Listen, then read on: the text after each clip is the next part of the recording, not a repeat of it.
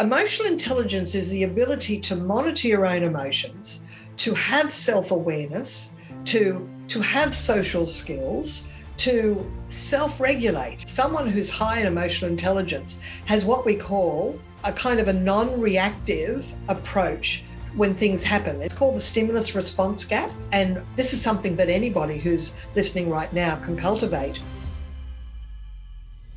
Welcome to the Manage Self, Lead Others podcast. I'm your host, Nina Sunday, and in this episode, we're turning the mic around to listen to my recent presentation to the Middle Managers Summit on psychological safety. Enjoy. Psychological safety came out of a study that the Google company did in 2012, but in a nutshell, it's the confidence that if you speak up, find your voice at work and express an opinion, that you won't be punished, rejected, judged, harassed because of it. It sits right in the middle between workplace bullying and mental health. So it's a very subtle shift in that people will bring their discretionary effort to work if they know they're in a safe space. So let me tell you the story about how psychological safety even came about, how the term arrived. It was back in 2012 that the Google company asked themselves the question, what behaviour most contributes to effective team behaviour, effective team results? Is a team successful because the team members spend social time together? They started really looking at personality traits because it's very easy to do these psychometric profiles and find out whether one team is made up predominantly of extroverts, other teams might be predominantly introverts, other teams are a mix. And they didn't find any difference in effectiveness on the basis of the makeup based on personality traits. They also started looking at gender balance because some teams are predominantly masculine, some other teams might have more women. Others are a complete mix. No, that wasn't the result.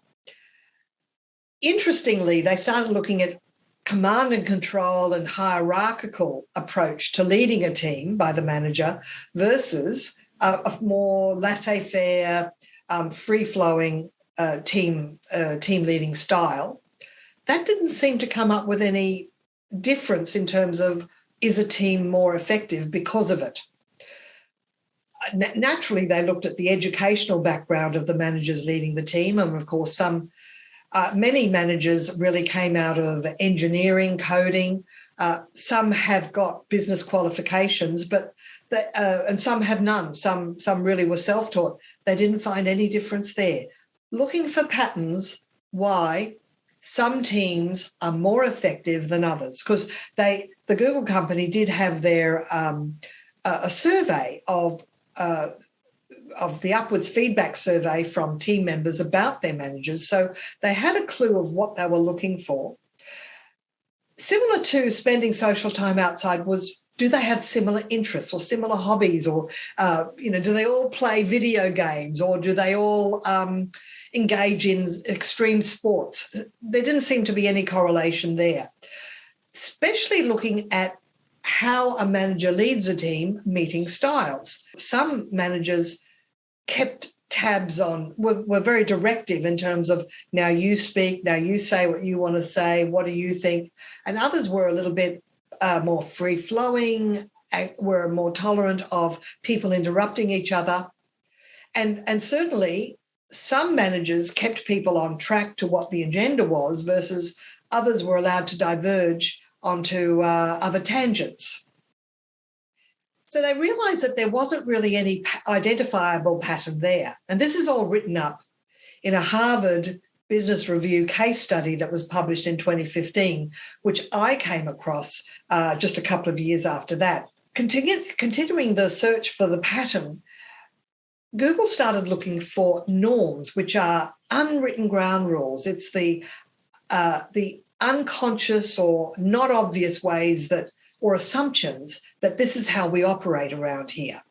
And one of the things that started to come up was that some managers were ensuring that every single person had a say even the quiet ones were invited to express their opinion in the meeting, as opposed to some managers just let the fast talkers dominate. They discovered that one pattern that separated successful teams from others was that everyone spoke roughly the same amount of time. So they came up with this idea of conversational equality. One attribute, according to the People Lab research, is that conversational equality is an essential quality or attribute of a successful team. And they put it under the umbrella term of psychological safety. There's a second quality or attribute that comes under this psychological safety, and it's called social sensitivity. If you can imagine, social sensitivity is the ability to read facial expression, body language, non-verbal cues, and be clear on how people are feeling, or get a reading on how people are feeling. You know yourself, people have different degrees of interpersonal intelligence, and some people are very good at people reading, and others, it's like they're completely oblivious to it. And of course, some people are so focused on IQ and logical approach to life that perhaps they miss out on some of the more intuitive, non-verbal cues that are there for the looking. If you are wanting to be better at people reading, the clues you're looking for are things like, what's the position of the mouth? What sort of emotion is being emitted from the eyes? In fact, Cambridge University has a very famous test called the Reading the Mind in the Eyes test. Anybody can take that test. There's about 26 photos with 4 emotional options, and it's possible to actually intuit what is the correct emotion that person is emitting through that photo. And of course, people that are high in emotional intelligence and people reading will score high on that test, as opposed to others who they can't really tell. It's just a guess. So the term psychological safety stemmed from a Harvard professor called Amy Edmondson, who first wrote about the term in the late 90s. And then the Google company had a section of the company called People Lab, where they were identifying what qualities separate effective teams from the others. And they came up with this concept of psychological safety with these 2 attributes of conversational equality and social sensitivity. A mentally healthy workplace is looking for different things. They're looking to avoid psychosocial hazards that can actually become a trigger that end up being a mental health problem. So there's a whole list of psychosocial hazards, such as a job being overly demanding, or quite the opposite, low job demands, not having enough interest or variety, where a manager just goes, well, you're just paid to do the job you're paid to do. But people actually need to feel a sense of progress. They need to feel a sense of contribution. One of the things that we find with that in a toxic workplace, or one of the behaviours that one of my I've done some research of my own where I've polls and surveys where I've asked people to rate the degree of lack of preference for different toxic behaviours. And of course, bullying and harassment is definitely one of them. But it's curious to know the one behaviour that was top of the list. And I run this. I keep running this survey from time to time, so we keep getting more people voting. The quality or the behaviour that seems to be top of the list is the withholding of information. There are another 2 that I wanted to mention, and that is when people often have a sense of fairness and justice, and when things happen that are not fair, that can often make them jump ship as well. It's like credit taking. When a manager gets an idea or a suggestion from one of their individual contributors, and doesn't acknowledge it when they put it forward at a group meeting that here's a great idea. By the way, that came from Elizabeth. There's nothing like giving credit to another team member that makes you look good. But you see, if a manager is driven by ego, they'll actually steal other people's ideas. So if they lack it actually shows a lack of confidence in their own ability. Because you see, managers need to understand the real reason they're at work, or the real reason they're leading a team, is to build the capability of the people they're leading, to build their capability. And you have to be a confident person inside yourself and not be worried about your own ability in order to be confident that you can raise people up, elevate them, so you can actually be elevated to your next role.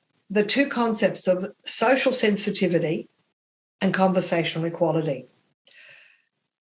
In fact, these are both emotional intelligence attributes. And in fact, the term emotional intelligence was coined way back in 1990 by Salovey and Mayer, who did some research and sort of said, well, we're going to call this emotional intelligence, because the concept of IQ, or intelligence quotient, had been around for a long time. And emotional intelligence is often abbreviated to either EI or EQ, so emotional quotient.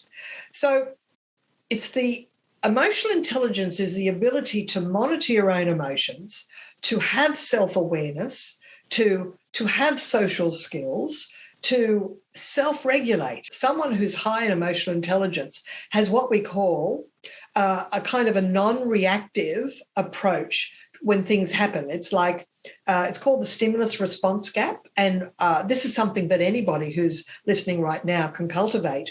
It's the ability something to happen, and to take a moment to put a wedge between yourself and that event and the reaction you might have otherwise, and just go, let me think about this for a moment. Let me process this. What do I really think about this? It's a little bit like if you're writing an angry email, don't send it for at least 6 hours. I got that piece of advice at least 2 decades ago from a venture capitalist who knew very well that you can actually burn your bridges in a way that you go, oh, I'm sorry, I burnt that bridge. So it's about being able to self-regulate, and also, self-regulation actually, there was a really great 2 marshmallow test that you can see on YouTube, and it's been replicated a few times, where a young preschooler, they might be 4 years of age, it's quite funny to watch.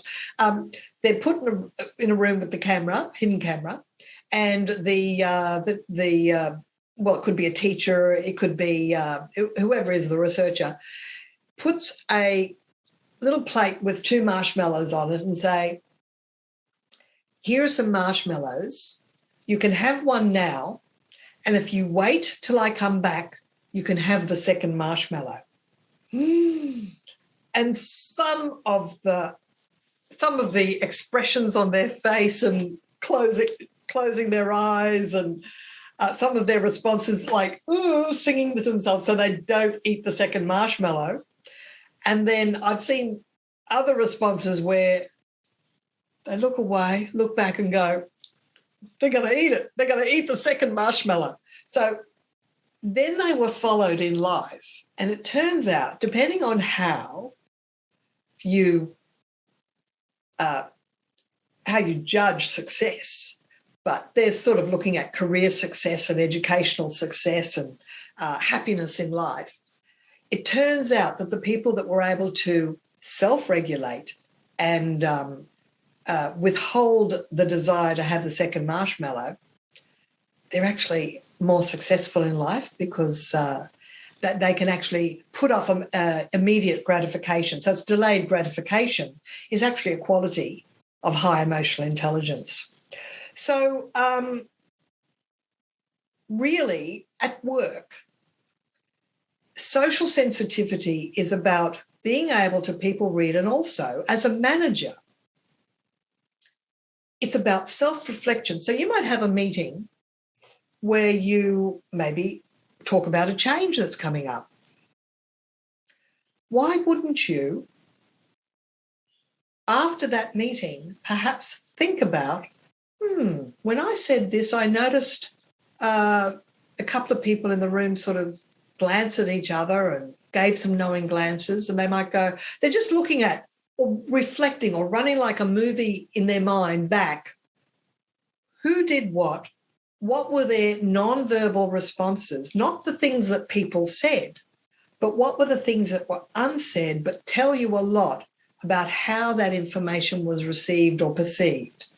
And it seems to me that that would be a cue for that team leader to perhaps set up some one-on-one meetings to say, well, I know we had the group meeting, but I'm very interested in your response. Do you have any questions? Open it up. I wouldn't be acting like I was watching you and I saw your response. Don't be like they're in a fish bowl.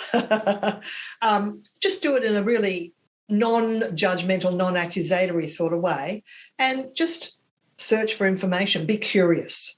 Be interested in their response and if they have any questions. So if the point of that is, after you have a meeting, don't just go, done deal, I've told them what they need to know, that's it. Consider, run back in your mind, who responded, how did they responded, were there people that did all the talking and others looked like they might want to say something but didn't feel confident enough to do so. I'll tell you a little story. I was involved with one of those boot camp personal development programs, and every now and again they have a revisit sort of evening, and it's sort of nice to catch up with people that you might have done a professional development workshop with, but we're in groups, in tables. And one young person made this comment. I don't really know how it came up, but he was just saying, we were talking actually about a simulation activity that's done where it's like a simulation of a, say, plane crash. We're all survivors, but we have to wait for help. But in the meantime, we've got these 20 items. It might be, a canteen of water, a bar of chocolate, a length of rope, a blanket, a bottle of whiskey, and so it goes on. And you had to identify what was the order of importance, of priority for each of these 20 items as an individual. And then you had to share your list with the others, and the team of 10 had to come up with their final list. And so we were talking about their experience, and my particular experience was, look, I was trained in film and television as a production manager. I had the highest. When the results came out, I had the second highest individual result in the room, and there were 200 people there. And I was a little bit proud of myself, but I felt confident too in my decision. But the point was that my team came top because I had the ability to influence their decision about, now the team is going to decide that these are the 20 items. So this is called the plane crash simulation. There are others very similar. So we were revisiting that simulation, and one of the younger participants, he wasn't in my team, we were all mixed up, but we were just talking about that particular activity. He was saying, oh, yeah, I had lots of ideas, but other people just seemed to be so confident of their opinion that I didn't bother telling them what I thought. And I went, gee whiz, well, either I'm more confident of my opinion, and I am because I was right, but even if I'm not right, I am thinking I'm right. See, this is it. I am doing a list that I think is correct. Why wouldn't I want to just bounce it around and go, well, hang on, what about this, this, and this? And if people can then justify that decision, well, that's fine. I'm at least giving my opinion. But I just noticed that he was of a particular bent and he didn't feel confident to say what he thought, which suggests to me that there was no leader to say, now I notice we haven't heard from Jack over there, and Mary still has to give her list. if there were a leader that stepped up to the plate and saw that some people were not saying anything, maybe everybody should be asked for their opinion. So that's in a nutshell how managers can make sure that they're being socially sensitive and think about their interactions, and they can actually follow up then later and be curious enough to ask questions about, I'd like to have a conversation now about what we discussed in that group meeting. Then in the group meeting, there are ways to invite people to express their opinion. I must admit, I'm a little bit in favour of the tool called the talking stick. And there's a great story of a US Senator, Susan Collins, who in some years ago, there was some impasse between Democrats and Republicans in the Senate. And she got them all together, and she'd been given this talking stick from Africa, and it was beautifully beaded, and she handed it around, and what she did was give people a time limit. And she said, okay, here, pass this around, and when you have the talking stick, you state your opinion, no one can interrupt or ask a question, and you just pass this talking stick around, and no other questions or conversations happen in between. It's also apparently done in Native American culture and other cultures around the world. Now, I was engaged to run a positive workplace culture workshop with a team. I decided to bring in a talking stick. In fact, all I did was find a curious stick that had sort of, it must have had some sort of vine around it, and it had grown in a spiral. It was just really a stick about that long. It wasn't really painted in any way, but you could hand paint it. And it was very interesting because I said, now we're going to get an opinion of, it was the activity. Now we're going to get an opinion. I want to hear everybody in turn, and I'll start with you. You have 2 minutes to express your opinion, and while you're holding the stick, no one can interrupt or ask a question, and then you can give it to anyone else in the room. And what I noticed is that they started using it like it was a microphone. And I thought, well, isn't that interesting? If that works. Because there's something about putting a microphone in front of your mouth that makes you feel like you're on the spot, but you have the spotlight, you have the stage. And there's nothing like being invited to share your opinion and for it to be accepted. It was found out that in the United States, where emissions testing by government bodies would run the cars through rollers and they'd measure their emissions, the VW engineers accidentally discovered that they could add a little bit of code that actually changed the result when the car was going through that test. But, of course, it wasn't permanent, and, of course, it was emitting emissions for years. It was millions of diesel cars in the United States and in Europe. Europe's emissions testing was not as stringent as in the United States, but basically it was about carbon dioxide emissions and other things that caused smog. So when it was found out, the CEO had to stand down. The new CEO, Matthias Müller, he came on board, and while there was a whole series of errors, and it was a combination of things, he did put it down to the fact that there were project managers and engineers who could have spoken up but didn't. It's not to put the blame in their court. It's just that the push for this to go through and to cheat these tests became the norm, and apparently how they led at the top was very command and control, and it was like, this is how it will be. In that case, you don't feel like you can, put your head up and say, I don't think it's right, or what if we get found out? But there is a silver lining to this VW case study, and we're going to close very shortly with this. It would appear that VW shed for 7,000 workers, and Matthias Müller made the decision that they were going to come back in 2025 with an electric car. VW now, it's 2022, VW is poised to lead in the electric car market share.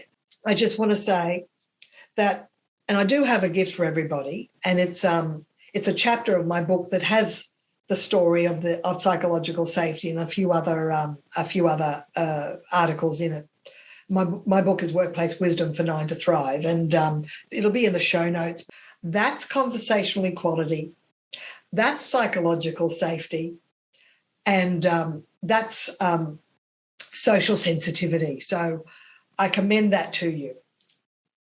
Hope that was useful. Nina Sunday is on a mission to help leaders transform team culture. If you are interested in booking Nina Sunday CSP as a keynote speaker for your next event, inquire at ninasunday.com to request a proposal and check availability. Nina travels from Queensland, Australia, and offers virtual presentations globally or in-person presentations Australia-wide.